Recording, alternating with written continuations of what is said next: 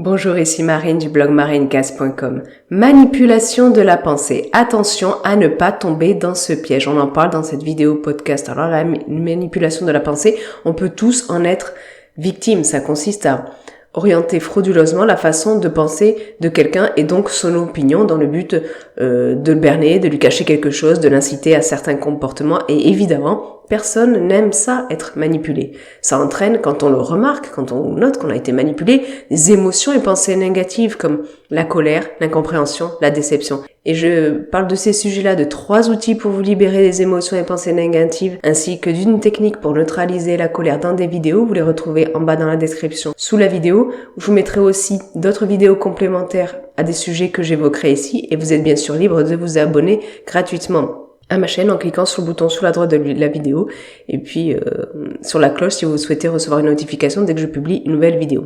Alors en fait, quand on se rend compte qu'on a été manipulé, on n'a qu'une seule idée en tête, c'est d'éviter de se faire avoir à nouveau. Mais ça, c'est la théorie, parce que beaucoup, sans s'en rendre compte, souvent, préfèrent se voiler la face dans certains cas, quand ça touche au fondement de leur être, quand c'est plus confortable de croire à la manipulation que de sortir de cette sorte de sortilège. Et on est d'autant plus sensible à la manipulation si on a une estime basse. Et j'ai fait une vidéo sur 6 signes qui vous indiquent si votre estime de vous-même est trop basse. Vous avez le lien dans la description dessous, comme je vous disais plus tôt. Et puis, je vous mets un lien vers mon livret dédié à l'estime de soi. Il est gratuit, vous pouvez le télécharger librement si ça vous intéresse. Donc, vous êtes d'autant plus sensible à la manipulation si votre estime est faible, si vos besoins d'appartenance et de reconnaissance sont grands, si vous manquez de colonne vertébrale intérieure, et bien sûr, si vous êtes trop sensible au regard des autres et aux figures d'autorité, notamment. Dans ce cas, vous avez beaucoup plus tendance à tomber dans un piège de manipulation de pensée, et ce genre de piège sévit malheureusement outrageusement ces dernières années. Et c'est un piège, il faut bien en avoir conscience, c'est super important, qui n'a rien à voir avec votre intelligence et votre niveau d'études. Ce piège, c'est celui du complosophisme. C'est un concept mis en avant par le philosophe Alexis Hopf. Il s'agit en fait de coller l'étiquette de complotiste sur quiconque remet en question le discours officiel pour ne pas avoir à débattre de ses arguments. C'est la censure du 21e siècle. C'est comme ça que le présente Alexis Hopf. Et il déploie ce concept dans son ouvrage Médiavers, médiathéisme et complosophisme, où il explique: le complosophisme tue dans l'œuf la confrontation avec les arguments d'autrui. C'est une fuite en avant du débat. C'est l'arme idéale pour saboter le débat avec ceux qui ont quelque chose à dire. Son entreprise est d'avorter les débats, faire en sorte qu'il n'ait pas lieu. Toujours garder cela en mémoire. Fin de citation.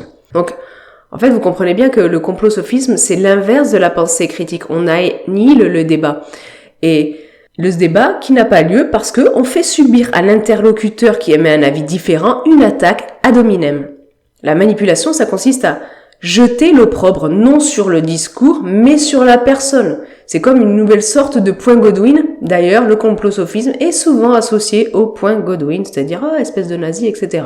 Donc, ça vise en fait à décourager toute personne qui souhaite penser comme tout le monde, autrement dit comme la doxa, à vraiment écouter et considérer les arguments.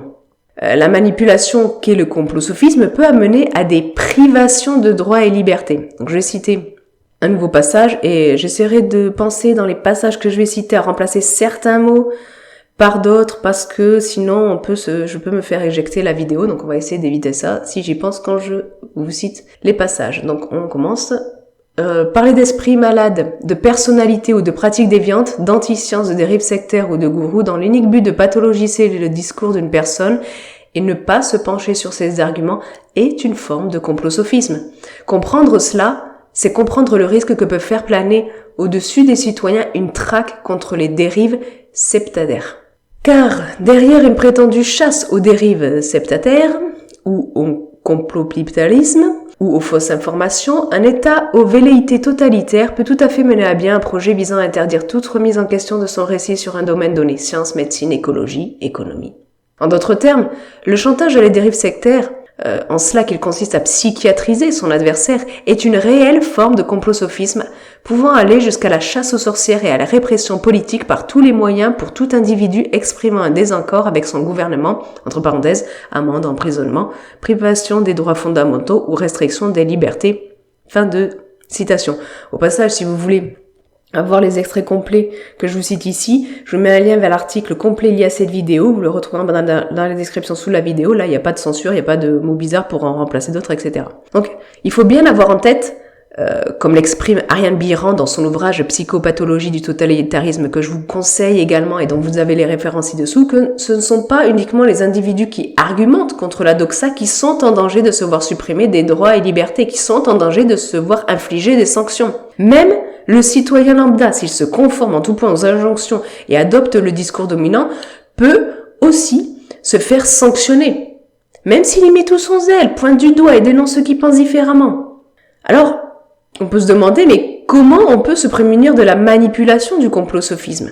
Eh bien, pour Alexis Hopt, la juste attitude à avoir est celle prônée par René Descartes. Douter méthodiquement de tous les récits que nous entendons, et ce, au moins une fois. Cela comprend 3 temps. Suspendre notre jugement face à ces récits, investiguer, et enfin soutenir ou réfuter le dit récit que l'on vient de passer sous le filtre du doute.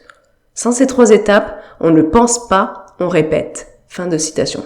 Donc, pour être accepté du groupe, on fait confiance à ce que on dit, à ce que les figures d'autorité disent, etc. On a tendance à faire preuve de psittacisme, mais de façon générale, sur pas mal de sujets. Tout le monde peut tomber là-dedans. Mais pour les sujets qui sont importants, qui ont vraiment un impact sur nos vies, sur celle de notre famille, de nos proches, de nos concitoyens, vraiment la plus grande vigilance est de mise. Et c'est super important alors d'exercer notre sens critique. Et le philosophe ajoute « Toute information qui parvient aux oreilles d'une personne doit patienter dans un sas d'entrée avant d'être validée ou rejetée. Elle doit patienter sagement le temps que la raison la passe au crible et en recherche les éventuelles failles. Toutes les informations parvenant à nos oreilles doivent passer par ce processus, celle officielle et celle dissidente. » Fin de citation. Et donc ça, c'est un point, encore une fois, super important, parce que c'est pas parce que on entend une opinion différente de la doxa qu'elle est forcément juste, et c'est pas parce que les figures d'autorité, les médias sont souvent pris en flagrant délit de nous mentir honteusement qu'ils ne disent strictement jamais la vérité. Donc ce qu'il faut bien comprendre, c'est que le complot-sophisme, c'est une manipulation dangereuse pour tout le monde, parce qu'elle attaque et trompe tout le monde. Autre citation. Le complot-sophisme n'est pas qu'une censure, c'est aussi une méthode de manipulation de masse dont l'entreprise est d'une part de conduire les gens à l'autocensure et, d'autre part, de manipuler la masse pour qu'elle considère comme délirant quiconque doute, analyse les faits, vérifie et pointe du doigt des failles dans le narratif dominant. Pire encore, c'est une ingénierie sociale visant à psychiatriser quiconque veut aborder ce qui a toujours existé dans les sociétés humaines. Les conflits d'intérêts, la corruption, les mensonges médiatiques, les abus de pouvoir ou autres projets totalitaires. Le complot-sophisme fait donc 3 sortes de victimes. Il censure celui qui remet en question le récit dominant. Il manipule la population pour qu'elle ait peur d'exprimer ses doutes. Et enfin, il poursuit son entreprise de manipulation de masse de sorte que les gens finissent eux-mêmes par taxer de délirants ceux qui s'interrogent et expriment leurs doutes. Fin de citation. Alors, on pourrait dire oui, mais bon, à la base, ça part d'un bon sentiment de manipuler peut-être pour faire comprendre certaines choses aux gens, pour qu'ils se conforment à certaines injonctions, etc., etc. Mais Alexis Hopt prévient qu'il faut éviter de se faire berner là aussi. Donc je cite, « L'objectif prétendu du complot-sophisme est de traquer les théories farfelues et les fausses informations. Son objectif réel est de faire triompher la propagande en ridiculisant ou en psychiatrisant ceux qui recherchent la vérité. » Au sens large, on peut dire que toute entreprise qui consiste à censurer la vérité sous couvert de lutte contre la désinformation est une sorte de complot-sophisme, en cela que son objectif est de faire passer pour propagateurs de théories délirantes ou autres fausses informations ceux que l'on désire museler. Fin de citation. En fait, c'est bien la liberté d'expression qu'on attaque par la manipulation de pensée qu'est le complot-sophisme.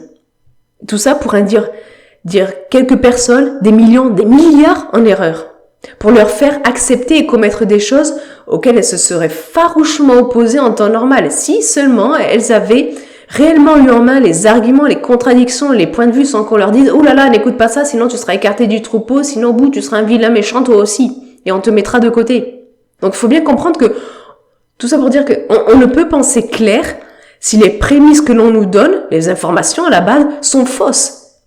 D'autant plus si on n'autorise pas à les remettre en question, ne serait-ce que pour tester leur validité. Ok, je regarde ce que tu me dis, J'y pense, je réfléchis, je me renseigne.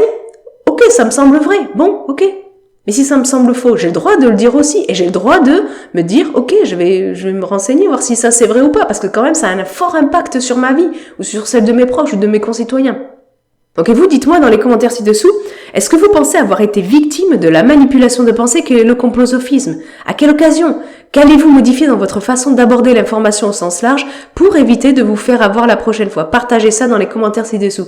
Et puis, si vous avez aimé cette vidéo podcast, cliquez sur le bouton en bas dans la description, sur le pouce en l'air en bas dans la description sous la vidéo. Ça encourage, ça aide à faire connaître ces vidéos, à la faire monter dans les tendances, etc. au niveau des algorithmes, etc. Parce qu'en plus, ça risque d'être caché vu les sujets que j'aborde ici. Puis, comme je vous l'ai dit plus tôt, vous êtes bien sûr libre de vous abonner à ma chaîne en cliquant sur le bouton en bas sous la vidéo, puis sur la cloche pour recevoir une notification dès que je publie une nouvelle vidéo. Encore une fois, vous avez les références des ouvrages que j'ai cités sous la vidéo, ainsi qu'un lien vers l'article beaucoup plus complet où vous avez tous les extraits en entier. Sur ce, je vous souhaite une excellente journée. Soyez vous-même et prenez soin de vous.